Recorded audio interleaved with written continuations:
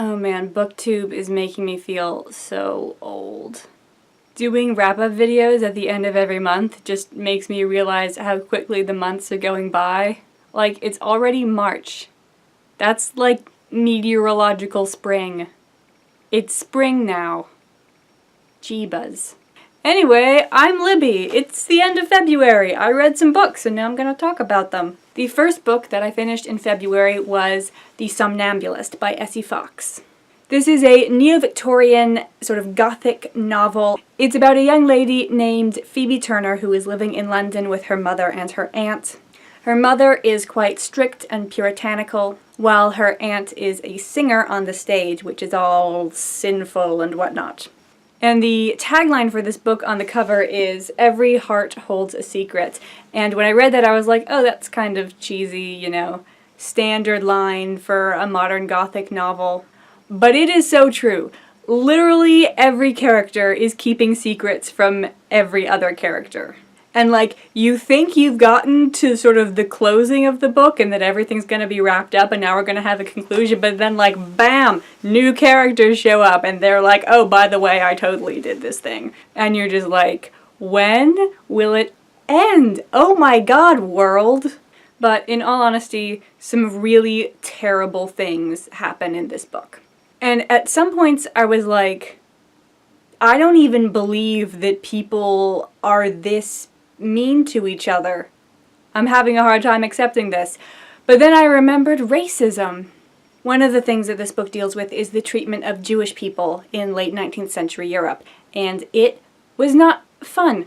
So this was less of a enjoyable read, I guess, than a lot of the other modern gothic things that I've read by like Kate Morton and Diane Zetterfield. But it did this really clever thing that I love it when books, and movies for that matter, do. And that's when you, as the reader, are on the same arc as the protagonist.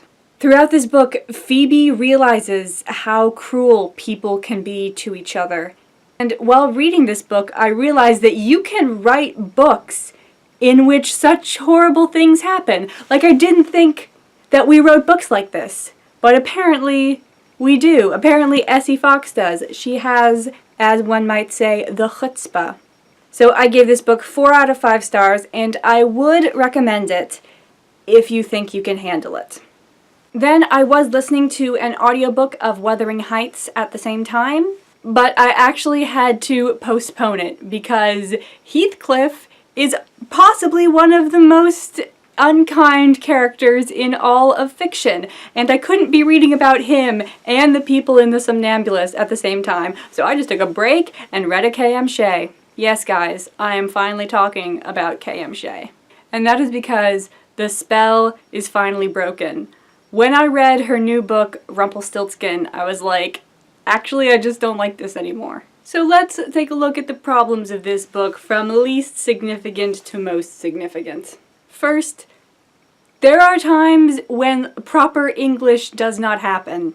My example from this book, although there have been many examples in her previous books, was, Gemma was nice enough, if not a little stoic and mouthy.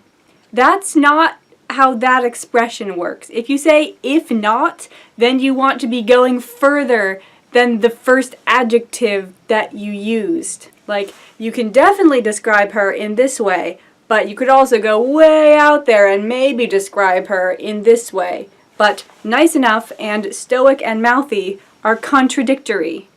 That sentence doesn't work. Then there was something that probably shouldn't have bothered me, but man, just started grating because it happened so many times. And that is, there's this character named Linnea, and she is a noblewoman, so she gets called Lady Linnea. And this is fine for when we are first introduced to her, or in dialogue with people who would address her as Lady Linnea. But at a certain point, every time her name was mentioned, it was Lady Linnea instead of just Linnea. And I'm like, I get it, I know she's a noblewoman, but you're the omniscient narrator. You don't have to, like, respect her title all the time. The book would have been, like, 1% shorter if we had cut out half the ladies. Another problem was just the unlikeliness of several of the things. Like, at one point our heroine, Gemma, is stuck in the dungeons of the castle, and her friend Lady Linnea is like a secret ninja. And she like sneaks into the castle grounds to visit her like every day and never gets caught. Like, I could believe it if she did it once, but she just keeps like waltzing in and having secret conversations so that we can move the plot forward. And then she miraculously escapes, and it's never a problem. You get an eyebrow for that. Really? Really? Bigger problem was the villain. So the bad guy is named King Torgen, and he is evil as heck. It is implied that he is somewhat insane, and he like orders people to be imprisoned and killed for not really any good reason, and everyone hates him. His son hates him, the guards hate him, everyone in the country hates him. So why is he still the king? They need to pull some like Caligula shit on him. Everyone's like, oh no, we can't disobey his orders because he'll kill us. And I'm like, who is going to kill you if everyone's disobeying his orders? This is not actually a conflict. Like, there would be no consequences if any random person just went up and stabbed him. And King Torgen was actually the villain in the previous book in this timeless fairy tale series, Wild Swans. And in that instance, we didn't have quite so much information about the inner workings of his court, so I'm like, oh, maybe he's got some secret police that's making everyone scared, who are still loyal to him. But in this one, it's like, nope, everyone hates him, everyone wants him dead, but no one's killing him. And the biggest problem, and the problem with basically every K.M. Shea book I have ever read, is that people don't act this way. Every like 20 pages in all of her books, I'm like, no one would ever talk to someone else like that. And many of her characters, I'm thinking about Elle in Beauty and the Beast, the elf lady whose name I don't remember from the book about the elves. Hold on, I'll find it. Red Rope of Fate, and Rumpelstiltskin from Rumpelstiltskin all have this really bizarre way of showing people that they like them. And that is to be extremely nice to them in a weird, matter-of-fact sort of way. So Rumpelstiltskin is just saying like, well, I like you and I suspect we will get together because stories. And Gemma's sending off some pretty strong vibes of I'm not that into you.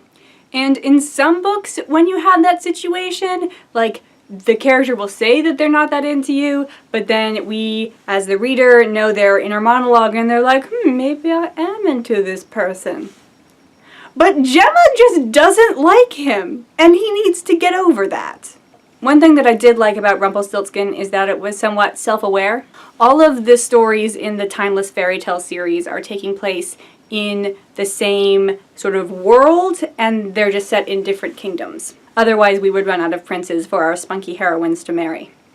And this is the fourth book set in this world, and in it, the Enchantress Angelique, who's been sort of showing up and serving as the Deus Ex Machina in all of the other books, says, man, there is a lot of like dark magic showing up and I have to fix everything with love spells. I probably should have learned how to do things other than love spells. That's why everyone keeps falling in love all the time.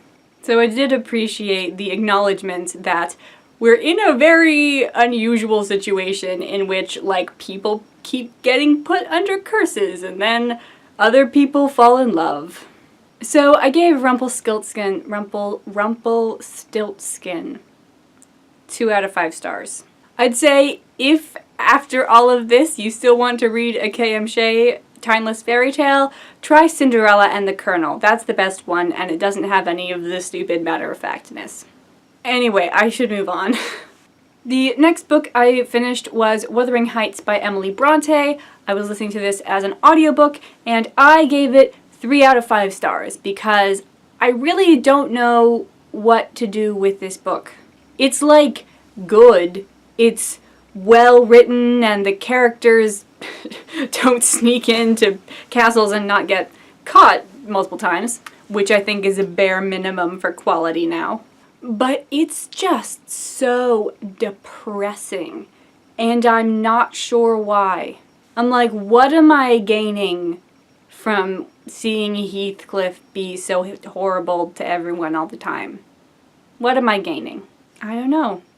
And this is a reread for me. It's actually like a 1.5 reread. I read about half the book when I was quite a bit younger, maybe 8th or 9th grade, and I just had to stop when a character who shall go unnamed, for spoiler reasons, dies. Because then it was just like, wow, I thought this book was depressing before she was dead. It's gonna be way worse afterwards. I'm gonna stop. So then a couple years later, I listened to the whole thing as an audiobook because I just could not get through it with my eyeballs.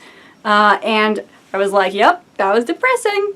And then I listened to it again last month and I was like, yep, that was still depressing. So I don't think I'm gonna reread it again. I think I've read it enough. Next book kind of was The Mezzanine. I talked about this in my wrap-up for the Project TBR readathon. Basically, I didn't like it because it was incredibly boring. So I gave it 2 out of 5 stars because it didn't make me, like, angry. And also, its point was that it was boring. So I guess that's a win? Then I read The Affinity Bridge by George Mann, which was way less boring. This is the first steampunk book I've ever read. It's the first book in the, Newbery and Hobbs investigation series, which has a bit of a Sherlock Holmes / Doctor Who feel in that mysteries are solved and butts are kicked. In the beginning, this book seems to be setting up like a lot of things. There's 2 different mysteries that Sir Maurice Newbery and Veronica Hobbs are trying to solve, and there's like zombies, and there's automatons who are like robot men, and I was like, wow. Oh yeah, and occult Indian magic and people seeing the future. So I was like, wow, that's a lot of crap. Are you going to be able to, like, tie this up in a satisfactory way? And it was tied up in a satisfactory way. So my skepticism was unfounded. My one tiny little quibble is the portrayal of Veronica Hobbs. She's not quite the, like, strong female protagonist that I think a lot of people are looking for nowadays. The second half of the book is basically 3 fight scenes. And they are all fight scenes that Sir Maurice does on his own. So it sort of becomes a mostly Newbery with a little bit of Hobbs investigation. But I do have a glimmer of hope for the rest of the series because after the first fight scene, which Veronica is present for, she says, wow, I didn't do crap. I probably should have done something. Hint, hint, maybe this is an opportunity for character growth. And since this is going to be at least a 5-book series, and there's been a collection of short stories published, I will continue reading this to see if Veronica finally develops a spine. Also, the epilogue has a total cliffhanger, so I need to go out and get the Osiris ritual. Moving over to this side because my arm is tired, the next book I read was Sphereland by Dionysus Burger.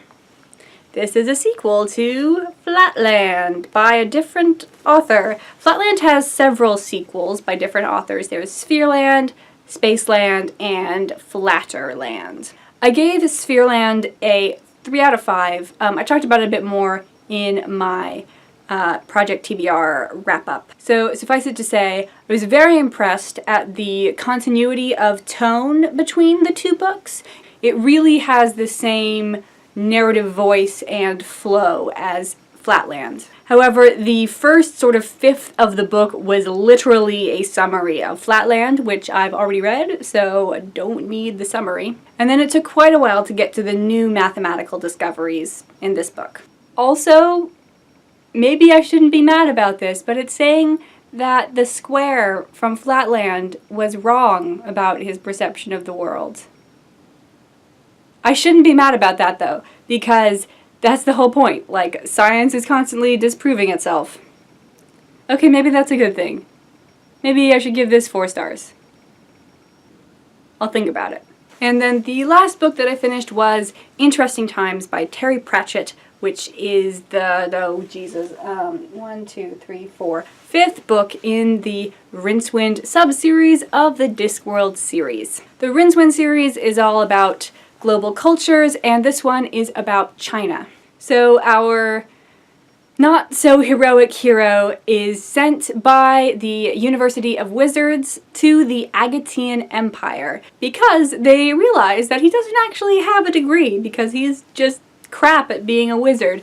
And so they say, well, you can call yourself a wizard if you go do some notable thing for magic. And so they sent him off to the Agatean Empire to assist the Red Army. And this book explores how legends are used by governments against the people, the difference between barbarians and civilization, and how suitcases procreate. So I gave this one 4 out of 5 stars because we have now finally gotten into the good Discworld books, and I'm very excited to move on to The Last Continent. So how am I doing on my goals for 2015? Let's take a look. My first resolution was to read Tess of the D'Urbervilles, which I read last month. My second resolution is to read 5 classic novels. Reading Wuthering Heights brought that up to 4, so I do not foresee any problem there. Third was to read the entire Discworld series.